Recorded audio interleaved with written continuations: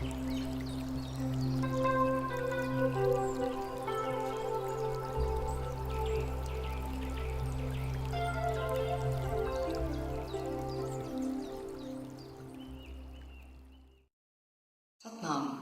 is the Sundri Kaur for the cycle of the goddess that you are. Today, I would like to share with you some insights on how to use the image of Goddess Lakshmi, the Hindu goddess of prosperity, to understand the possibilities that the energy of this full moon on the 4th November that happens in Taurus is bringing us. So, as you see in here, the image of the goddess has 4 arms, and these 4 arms are referring to 4 areas on how do we value and how do we valorate ourselves. And this is corresponding, this full moon is the ending of a process that started 6 months before in April with the new moon in Taurus, where I proposed you this same goddess to work on these 4 areas that the goddess is showing you and that you have fully developed in my book. So the whole explanation on how to understand the hands, it's in my book, but I would like to provide for you an easy handout that you can download for free in my website. This was a little map, a little guide that I provided in April so that every woman could establish her wishes and her intentions for her work, personal work, for the coming 6 months, that is up until today, in the area of self-worth. So these 4 areas you can read and you can download in my website www.namsangat.org, where you can also contact me and ask me to send you the book in English. And today what I would really like to share with you is how to understand this full moon. So on the one hand, it's really the moment to valorate the work you've done, or if you didn't do this work, just to download these handouts and meditate. How are you about these 4 areas of your self-worth? But today, what I would like to share with you and the added value that I want to give you today is the understanding on how to use this image to understand what astrologically is happening and to understand the energy and to get to completion. This is what is really ready for us to understand. So the point is that as this is a full moon, this full moon is happening with the moon in opposition to the sun. The moon, as we say, is in Taurus, and Taurus, it's about self-worth, but also about what do you value, what are your values, what do you valorate in the surrounding, what are you longing for. So all this what has to do with value, this is Taurus. And this is slow and deep, and it's about processes, inner processes, and very much about understanding what you can hold and going for that. So we will see. I will explain you now how does it work. So we have the moon in Taurus, and opposing it we have the sun in Scorpio. Together with the sun in Scorpio, the sun is presence, energy, consciousness, being conscious, being awakened, being there, not sleeping. It's together with Jupiter, that is expansion, and with Mercury, that is about understanding and also communication. So all these 3 planets are already in Scorpio, and what they are going to do is to help you and lead you to discover and understand what is hiding. Hiding in what areas? Hiding in the areas related to number 8, to Lakshmi. If you read in my cards in here what are the issues for Lakshmi, for number 8, these are the same issues that we have here in Scorpio. These are power, leadership, authority, death, not meaning only like the final death, but the day-by-day death, this ontologic death, as philosophers say, that we experience when we discover that an identification of ourselves that we had is not there, it's not real, or it's not lasting anymore, not valid anymore, and so it dies. So somehow we have this, or we experience these little deaths when we uncover, when we release us from this mask, from this false identity that we've created. So these little deaths, these ontologic deaths, day by day, they are leading to unstripe yourself, your real self. And so in this sense, these little deaths, these day-by-day deaths are a transformation. In the same way as we can consider sex to be transforming, especially tantric sex. And also we have the other side of the goddess, which is this wealth and this vitality and having time. So consider all the wealth you can think of, either in the material aspect or in the spiritual aspects. This wealth can be money, this can be energy, this can be time of your life, time for you, spare time. This can be having kids, and it can be being productive, being efficient, but also it can be very subtle and very spiritual, meaning illumination, understanding, wisdom. So all these topics are the topics that one is really able to establish and valorate with this full moon. And as this full moon is happening in Taurus, and the leading sign for Taurus is Venus. Venus in the moment is in Libra. Libra, it's about relationships, it's about justice.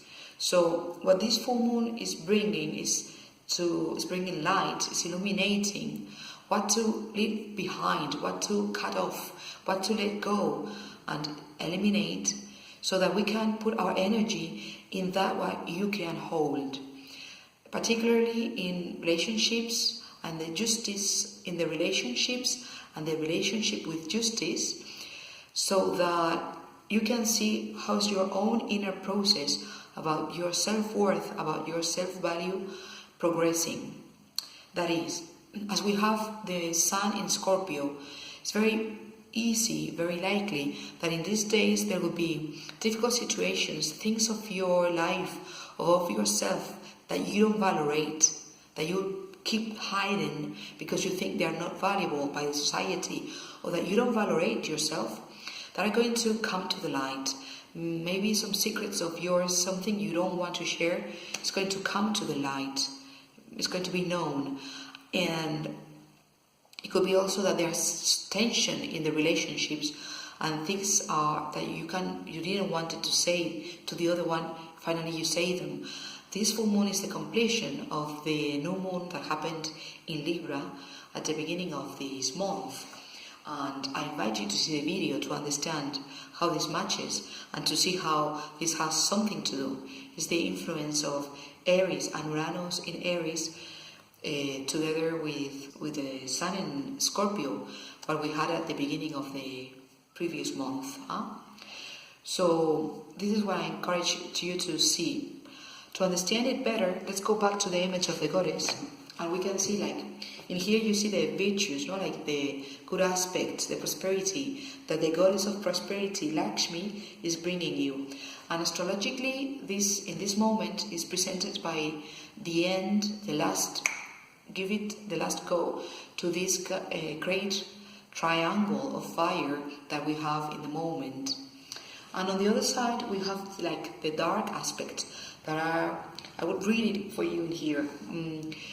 In my work, in my book, I made the matching with all these numbers and intelligence of the numbers, that is Shiv Sharan's work, Karam Kriya, with the spiritual body, that is Yogi Bhajan's teachings, with these moon points that Yogi Bhajan also taught us. Yogi Bhajan spoke in a very, I would say, for me not that clear way about the energy of these moon points. The moment you connect these moon points with the spiritual bodies and with the 10 gurus and with the intelligence of the numbers, there's a lot more information for us to understand what is it. I may do another video specifically speaking about the moon points. Anyway, I encourage you to read about that in my book that you can get, asking it in my website, www.namsangat.org. So what I wanted to share with you today is that when we have the moon in here, that this happens to you 2.5 days every 28 days. If you are not focused, if you're not at your best, you're not taking care of yourself, you're not doing sports, you're overeating, overworking, not sleeping, you're not balanced, then the moon point is going to feel something like this. That when you are out of balance, it makes you unpredictable. You can be a dreamer, escaping from reality and flirting with the world without taking responsibility or assessing the consequences of your actions. This negative aspect in this particular new moon is completely Neptune. Neptune is about escapism and being dreamy, not taking responsibility. And in this in this full moon, we have the aspect of Neptune with Jupiter in Scorpio and Neptune with the Sun in Scorpio and Neptune with the Moon. And on top of that, because of these three aspects, the influence of this aspect is really, really there. You can feel it. So it's very likely that perhaps you feel lazy and you feel like wanting to escape from taking responsibilities, from taking the challenges that come with this new moon, where you see this that you don't want to see and that you don't want to see exposed because you feel vulnerable. But it's there for you to grow, and I will elaborate a little bit more later on. The other negative aspect of this cheek point that is also in this full moon is that you could be emotionally abusive, out of control, misusing your authority without recognizing the natural authority of others. This is really Pluto.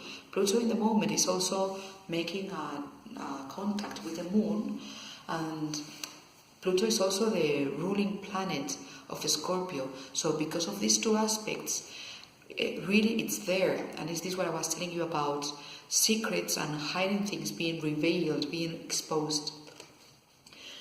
So these are like the two warnings for you not to let you get sleepy or get in fights with others. For that reason, or with this purpose, I'm going to record later on a meditation so that you can listen to your soul in these days and meditate on your soul so that you can deeply hear what is within you about your self-value and all this what you have there. And the last bit that I wanted to share about this prosperity goddess Lakshmi in this full moon is a little remembering on what is this big triangle about. In the moment, we have the last strike, like the last chance to use. This is the astrological chart of the moment. I don't usually take them out because I want to focus on the goddess, but this is the work I have behind what I'm saying. So in here, I just wanted to show you so that to make it clear and concrete. We started with this big triangle by April 2017 when the new moon happened in Taurus. And this big fire triangle is about finding stability, harmony, being the genius, the creative genius that you are. And what is it? I'm going to explain a little bit more. On the one hand, we have here Saturn in Sagittarius. Saturn is about systems, it's about projects, it's about stability, it's about the rules, it's about traditions, it's about things being conservative. So it may feel like a big challenge, it may feel like a limitation, something that is hindering you, asking you to work harder on that aspect. And here in Sagittarius, it's about your beliefs. So in this particular moon, it is connecting with your beliefs about yourself. What do you believe about yourself?